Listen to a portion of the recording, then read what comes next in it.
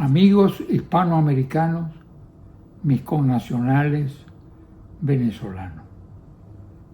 Me tomo este café Guarapito que me sabe a rayos como el que me tomaba en la cárcel del obispo. El tema de hoy son las cárceles políticas de Venezuela. José Rafael Pocaterra, en una obra extraordinaria de literatura carcelaria, solo comparable a la balada de la cárcel de Reading de Oscar Wilde o a la obra de Julio Verne,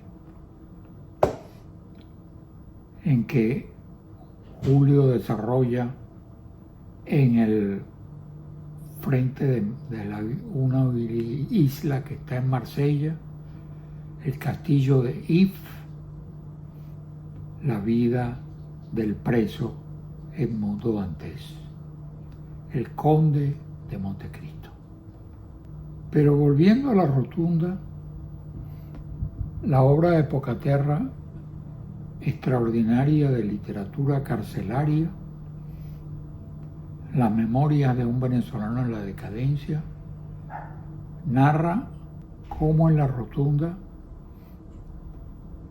él, por la falta de proteína, se vio obligado a dar un manotazo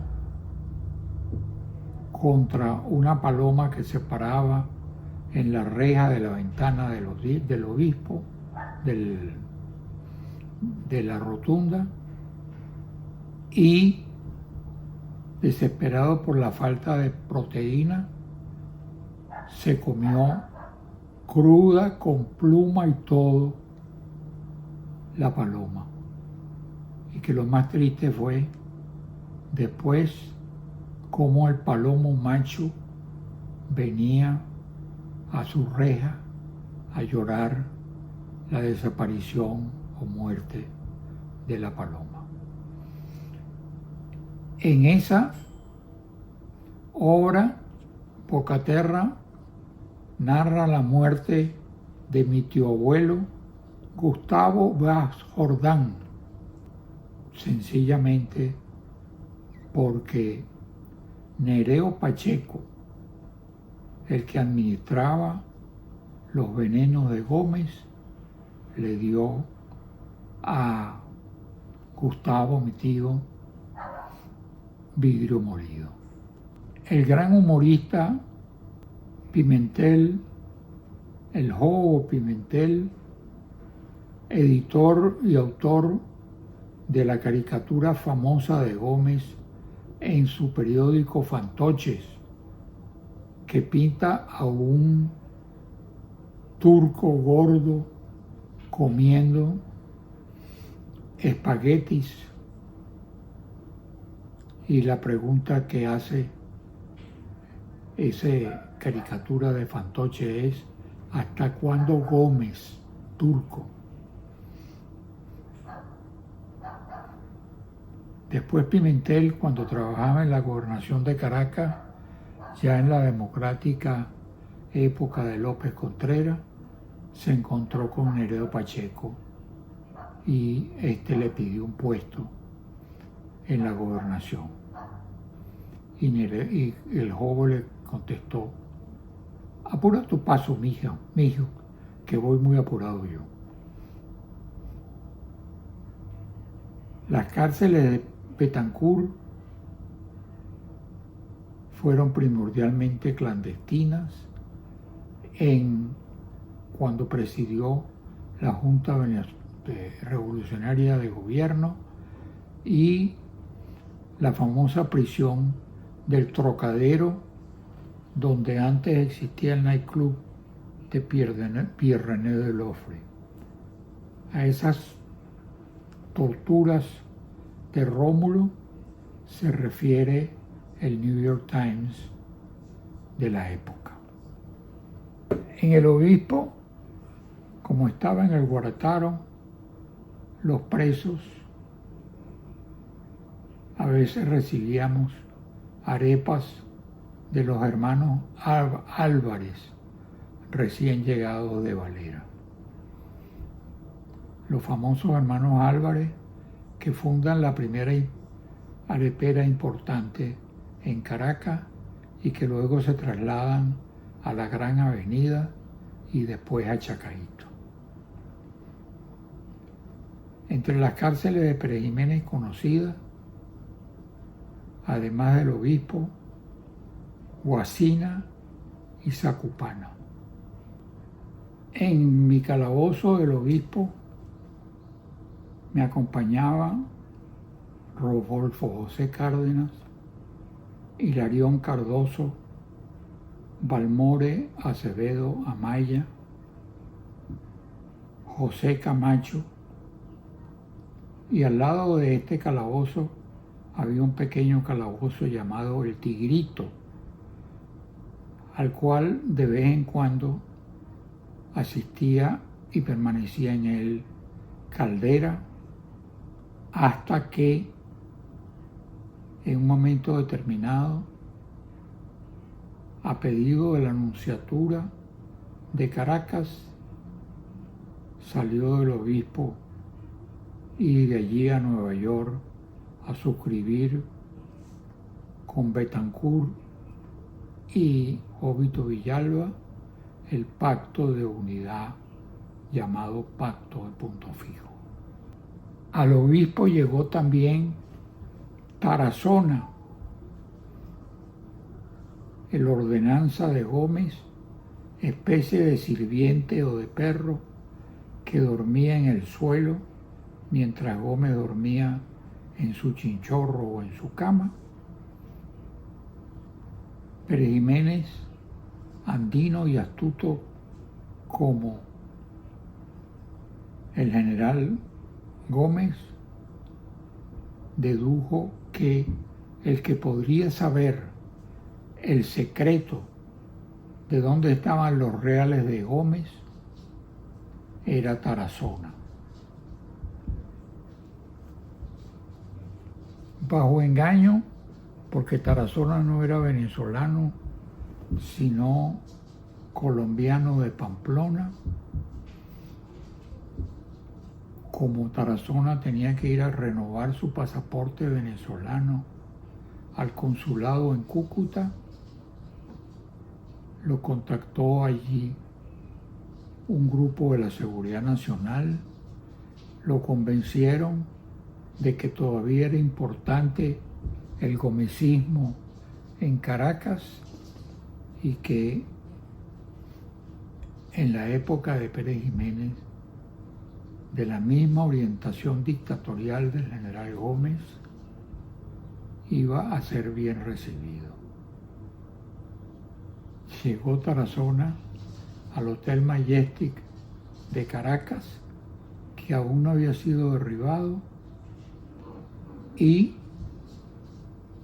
directamente allí fue capturado por los esbirros de la Seguridad Nacional del general Pérez Jiménez.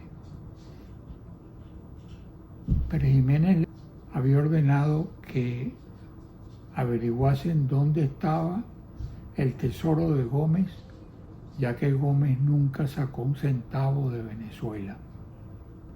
Más bien a Vicentico, que mandó unos reales a Curazao. Eso produjo la caída de Vicentico en el ánimo de su padre, porque daba la impresión de que no tenía seguridad en el gobierno de Gómez, que duró hasta su muerte 27 años en el poder después de tomarlo de Cipriano Castro.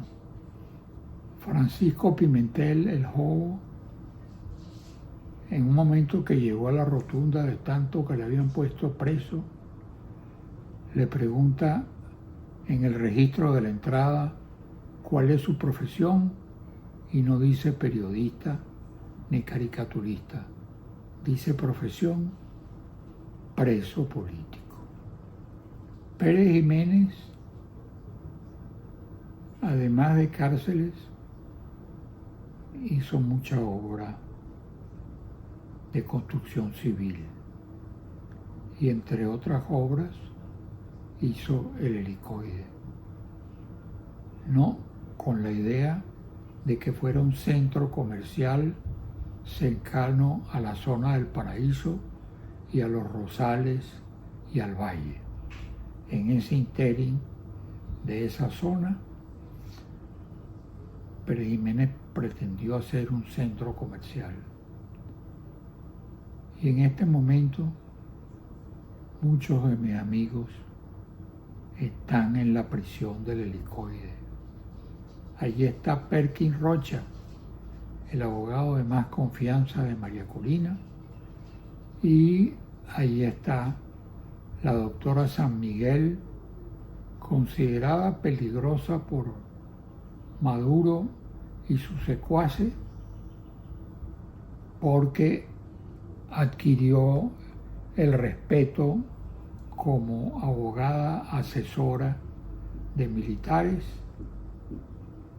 y aprovechando que había viajado a Europa, de regreso fue capturada por el gang de Maduro y conducida al helicoide, donde todavía está al lado de Perkins y del doctor Alviares, de la gente de más confianza de María Corina Machado. López Contreras, porque el castillo de Puerto Cabello fue utilizado como prisión militar y prisión civil de presos políticos. En su política liberal echó los grillos al mar.